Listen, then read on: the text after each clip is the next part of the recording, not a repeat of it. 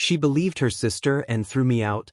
2 months later, I came back with proof of her betrayal and the police report that destroyed their game. What started as a normal evening turned into the worst night of my marriage when Rachel chose to believe Brooke's lies over 3 years of trust between us. I'm Greg, a network security analyst who makes a living protecting people from digital threats, but I couldn't protect my own marriage from the threat living in our guest room. It was 11:47 p.m. when Rachel woke me up, her face illuminated by her phone screen, tears already streaming down her cheeks as she held what looked like text message screenshots. "I can't believe you've been planning to leave me this whole time," she whispered, her voice breaking in that way that meant she'd already made up her mind about something. I sat up, immediately alert, my cybersecurity instincts kicking in as I noticed the image quality looked off, the formatting slightly wrong. "Rachel, what are you talking about? What's on your phone?" She showed me screenshots that supposedly came from my number, conversations with divorce attorneys about asset protection and exit strategies, messages I'd never sent discussing how to hide money from my unsuspecting wife. The metadata looked wrong, the phone interface didn't match my device, and the timestamps showed messages sent while I was in meetings that I could prove with my work calendar. "These aren't real," I said, reaching for her phone to examine them more closely. "Someone doctored these. Look at the font rendering, the pixel alignment around the text bubbles." She jerked the phone away like I was trying to destroy evidence. "Brooke showed me everything. She said you've been acting suspicious for weeks, making secretive phone calls, checking your email constantly." Brooke, Rachel's younger sister who'd been staying with us for 6 months after losing her apartment, emerged from the hallway wearing that satisfied expression I'd learned to recognize whenever she caused drama. "I tried to give you the benefit of the doubt, Greg, but when I saw those messages on your phone while you were showering, I had to tell my sister the truth." The accusation hit me like ice water. I'd never left my phone unattended around Brooke, never given her any access to my devices, and I sure as hell had never contacted any divorce attorneys. "Brooke, you're lying and you know it.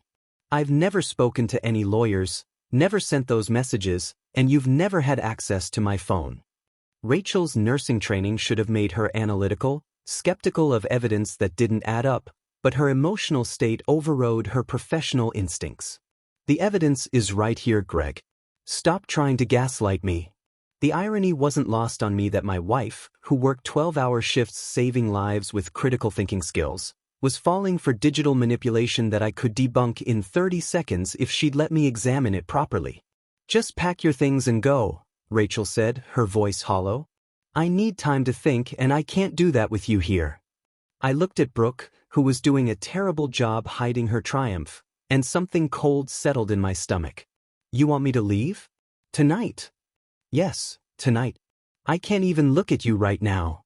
As I gathered my clothes and work equipment, my mind was already racing through the digital breadcrumbs this had to have left behind. Brooke had been using our shared laptop during Rachel's hospital shifts, claiming she needed it for job searching, and I'd noticed our credit card statements had been arriving late lately. Rachel dismissed my concerns about unexplained Amazon deliveries and random ATM withdrawals, saying she must have forgotten making the purchases during her exhaustion from work. Standing in our driveway at midnight with 2 suitcases and my laptop bag, I felt the familiar calm that came over me during security incidents at work. Someone had just declared war on my marriage using sophisticated social engineering, and they'd made one critical mistake. They'd targeted someone who investigated digital crimes for a living. I drove to the 24-hour diner on Morrison Street and set up my laptop in a corner booth, ordering coffee that I wouldn't drink while I began the most important investigation of my career. My banking app showed our checking account was already $1,200 lower than it should have been, with ATM withdrawals from locations I'd never visited during times when I was provably at work. Rachel's nursing schedule was predictable, 12-hour shifts 3 days a week, and every suspicious transaction occurred during those exact windows when Brooke had unrestricted access to our home. The pattern was emerging already, and I realized this wasn't just about fake text messages. Brooke had been systematically robbing us while using Rachel's trust to cover her tracks, and tonight's dramatic confrontation was designed to get me out of the house before I could discover the extent of her crimes.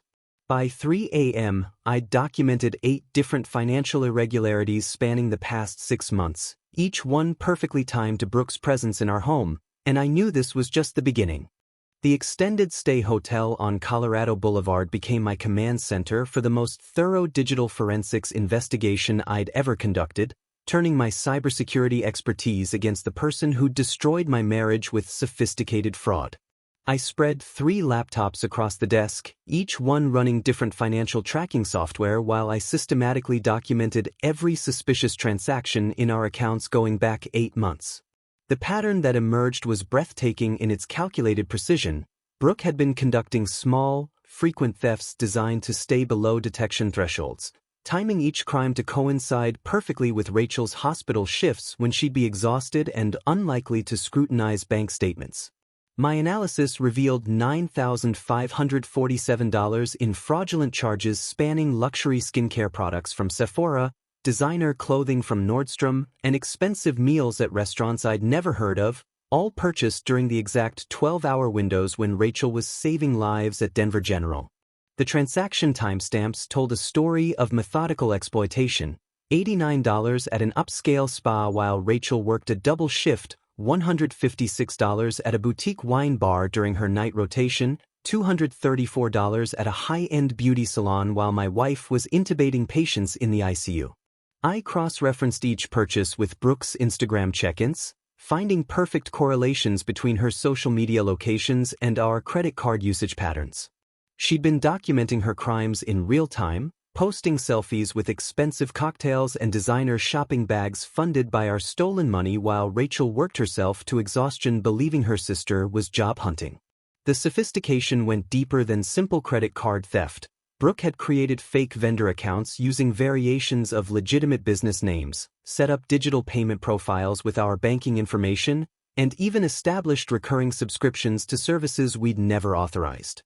My friend Marcus, who works in IT forensics for the state, came by the hotel with advanced financial tracking software that revealed the true scope of her operation. "Greg, this isn't just theft," he said, scrolling through the encrypted data I'd compiled. "She's been running a systematic identity theft scheme using your marriage as cover. Look at these cryptocurrency transfers."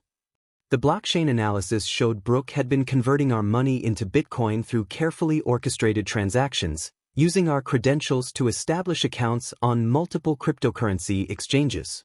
She'd created digital wallets in our names, authorized automatic transfers from our checking account, and was systematically laundering our money through untraceable digital assets.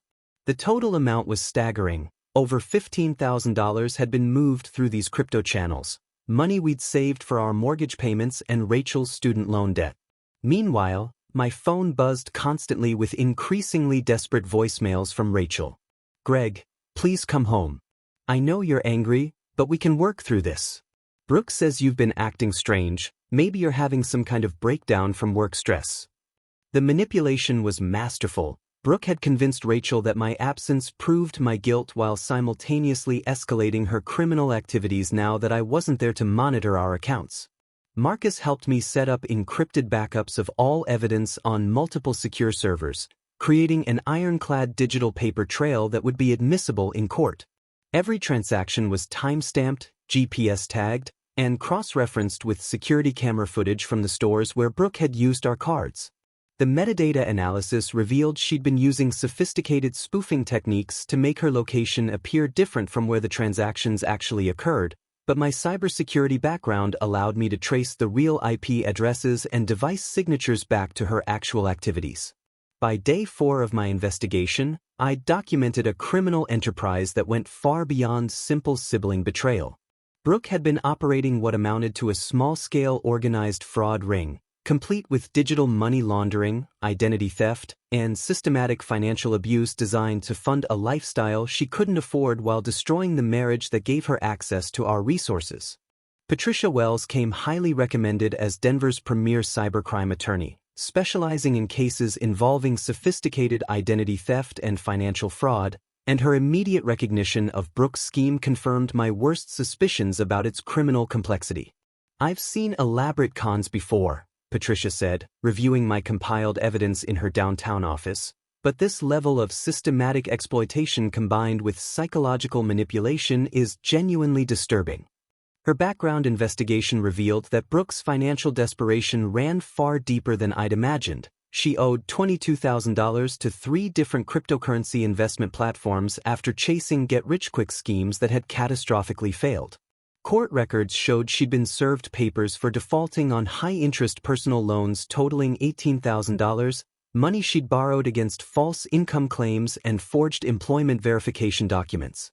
Patricia's professional skip-tracing services uncovered Brooks' involvement with an underground poker ring operating from luxury hotel suites in downtown Denver, where she'd accumulated additional gambling debts to creditors who weren't known for their patience with defaulting clients.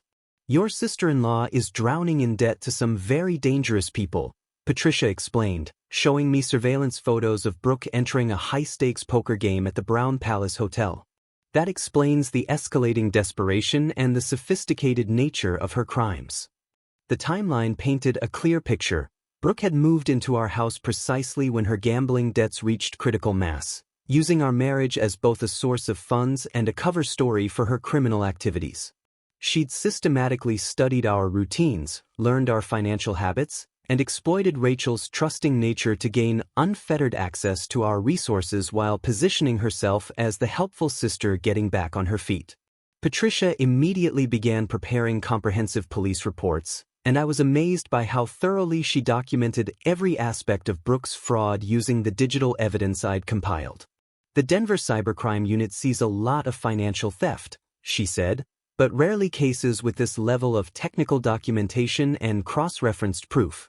Within hours of filing our initial complaint, Detective Harrison from the Financial Crimes Division contacted me with news that elevated this case far beyond simple sibling betrayal. "Mr. Thompson, we've been tracking similar fraud patterns across multiple jurisdictions," he said during our phone call. "Your sister-in-law's activities match a larger criminal network we've been investigating for months." The scope was staggering. Brooks' gambling associates had been teaching her sophisticated fraud techniques in exchange for information about potential marks, turning her into a professional identity thief who targeted her own family members and their friends. Patricia warned me that Brooks' escalating financial pressure meant she might attempt more aggressive crimes or potentially flee the jurisdiction once she realized her scheme was exposed, making immediate legal action crucial for both justice and our protection. Detective Harrison's follow-up call 3 days later brought news that transformed my personal crisis into a federal investigation, elevating Brooks' case to a level of criminal sophistication that genuinely shocked me despite my cybersecurity background. "Mr. Thompson, your sister-in-law's fraud activities have crossed state lines through her cryptocurrency transactions and online marketplace sales," he explained. "The FBI's Financial Crimes Unit is taking over the case." The federal agents who contacted me were impressed by the thoroughness of my digital evidence compilation, particularly the blockchain analysis that traced our stolen money through multiple cryptocurrency exchanges across different states. Special Agent Rodriguez explained that Brooks' case had become part of a larger racketeering investigation involving organized fraud networks that recruited desperate individuals to target their own families and social circles. "We've been tracking this particular criminal organization for 18 months, she said. "Your sister-in-law's activities fit their exact operational pattern." The surveillance operation they'd initiated revealed the true scope of Brooks' criminal enterprise. She was attempting to liquidate stolen merchandise through online marketplaces, converting our expensive purchases into cash through sophisticated resale schemes. Federal agents discovered she'd been using fake business accounts to sell items purchased with our credit cards, creating false invoicing systems to make the transactions appear legitimate to online payment processors. While maintaining complete communication silence with Rachel despite her increasingly frantic attempts to contact me, I secretly monitored our home security system to track Brooks' movements and document her suspicious activities. The footage revealed a constant stream of unknown visitors, people carrying large bags and packages in and out of our house during Rachel's work shifts, clear evidence of ongoing criminal operations being conducted from our home. Agent Rodriguez's investigation uncovered that Brooks' criminal network extended far beyond simple credit card fraud, involving other family members she'd systematically defrauded over the past 2 years. We found evidence of similar schemes targeting your wife's elderly Aunt Margaret, she told me during a secure briefing. Brooke used forged power of attorney documents to access her retirement savings, depleting over $35,000 before the bank flagged the suspicious activity. The federal case was building momentum, with agents preparing for a coordinated arrest involving multiple jurisdictions as they mapped the full extent of Brooke's criminal network and its connections to organized fraud operations across the western United States.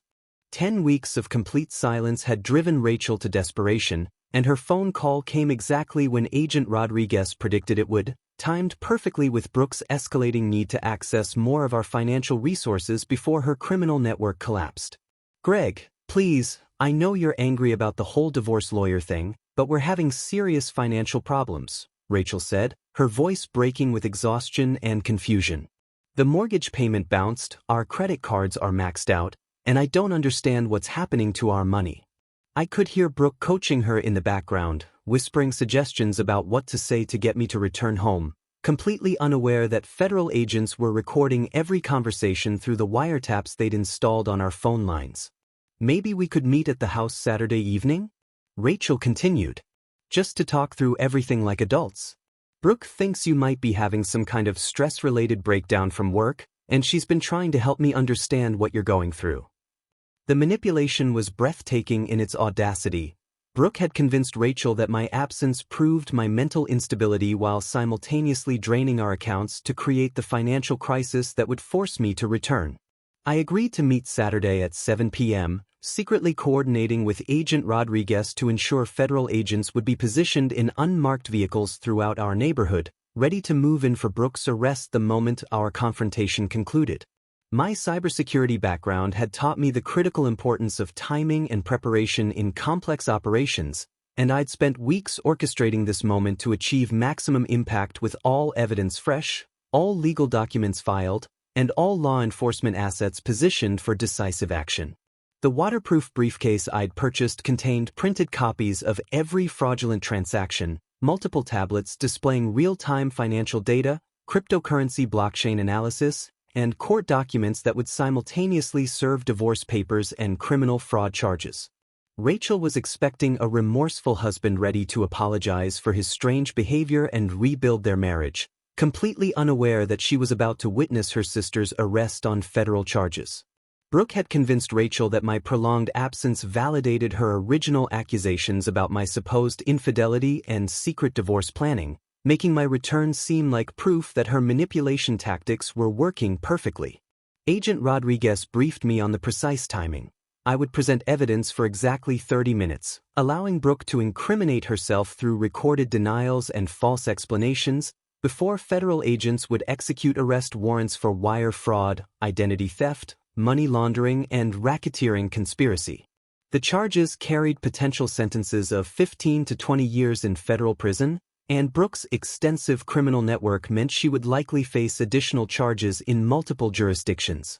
Patricia had prepared divorce paperwork citing criminal fraud and systematic financial abuse as grounds for immediate asset protection and spousal abandonment, ensuring that Rachel's involvement with Brooke's crimes wouldn't impact my financial recovery.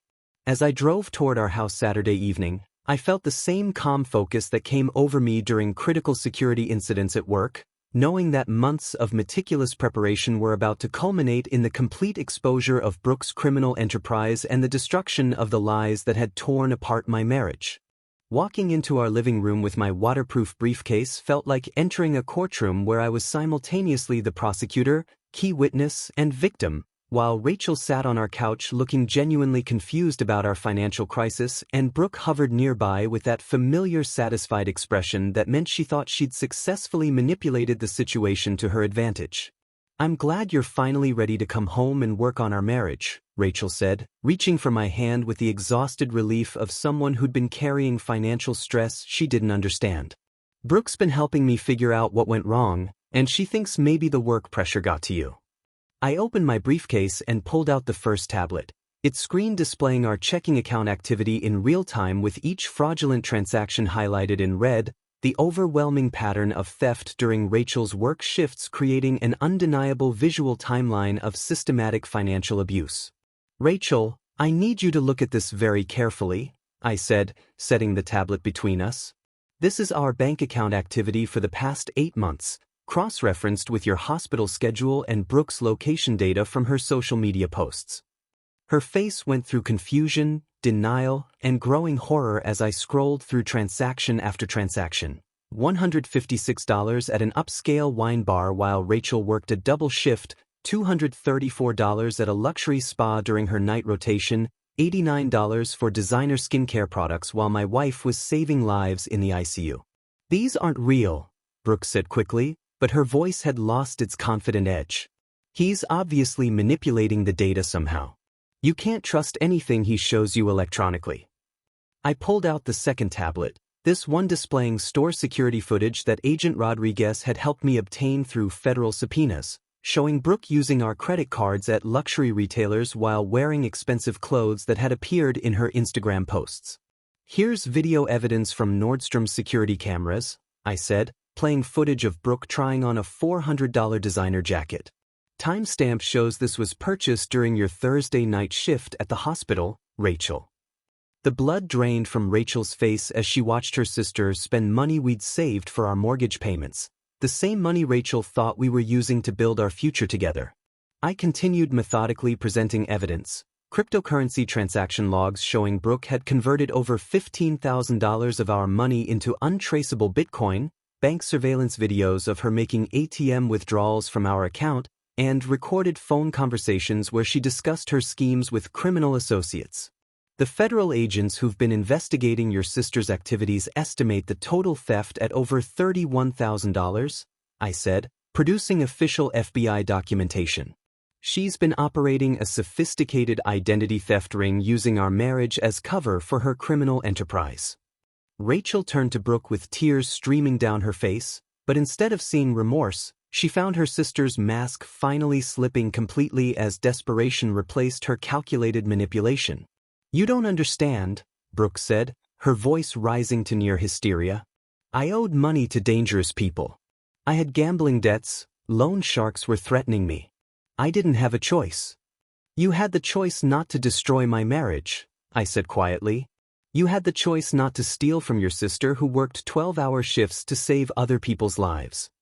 That's when the doorbell rang, and Agent Rodriguez entered with 2 other federal agents, their badges clearly visible as they approached Brooke with arrest warrants for wire fraud, identity theft, money laundering, and conspiracy charges that carried potential sentences of 15 to 20 years in federal prison. Brooke Stevens, you're under arrest for federal crimes related to systematic financial fraud and racketeering conspiracy, Agent Rodriguez announced, while Brooke finally broke down completely and confessed everything in a desperate attempt to negotiate the plea deal, admitting to the gambling debts, the criminal network, and her systematic exploitation of our marriage to fund her increasingly dangerous lifestyle choices. Federal prosecutors offered Brooke a plea agreement that required full restitution of $31,000, 3 years in federal prison, and complete cooperation in dismantling the broader fraud network she'd been operating with criminal associates across multiple states. The plea deal was contingent on her testimony against the organized crime ring that had recruited her, turning her from a desperate gambler into a professional identity thief who targeted her own family members for systematic financial exploitation. My divorce proceedings moved forward smoothly due to the comprehensive documentation I'd compiled proving Rachel's complete betrayal of trust and her sister's criminal exploitation of our marriage as cover for federal crimes, making asset division straightforward since I could prove every fraudulent transaction. Patricia's legal strategy protected my finances while ensuring Rachel bore appropriate responsibility for failing to report suspicious activities she should have noticed, given her access to our accounts and her professional training in analytical thinking. The settlement awarded me the house, our retirement accounts, and substantial compensation for the emotional distress caused by Rachel's choice to believe manufactured evidence over 3 years of marriage trust. I used the settlement money, combined with the federal rewards I received for helping agents break up the fraud ring, to purchase a modern smart home in Boulder with advanced security systems and automated financial monitoring that would prevent future exploitation. The house featured biometric access controls, encrypted network infrastructure, and real-time financial alerting systems that reflected both my cybersecurity expertise and my determination never to be victimized by financial fraud again. Rachel lost our Denver house to bankruptcy proceedings after being held partially liable for failing to report the suspicious financial activities she had reasonable opportunity to discover during her sister's extended stay in our home. The court determined that her nursing profession's emphasis on critical thinking and attention to detail made her willful blindness to obvious financial irregularities a contributing factor to the extent of the fraud. She was forced to move back with our parents in Nebraska, her credit destroyed and her professional reputation damaged by association with federal criminal proceedings that made headlines in Denver's medical community. I established Thompson Cybersecurity Solutions, a consulting firm specializing in helping fraud victims recover their stolen assets and rebuild their financial security after identity theft and family betrayal crimes. My painful experience with Brooks' sophisticated fraud scheme gave me unique insights into the psychological manipulation tactics used by criminals who exploit family relationships, making my consulting services invaluable to other victims of similar crimes. The business thrived because I could offer both technical expertise in digital forensics and personal understanding of the emotional trauma that accompanies financial betrayal by trusted family members. Within 2 years, my firm had helped over 300 families recover millions in stolen assets while working closely with federal agencies to prosecute organized fraud networks that recruited desperate individuals to target their own relatives and social circles.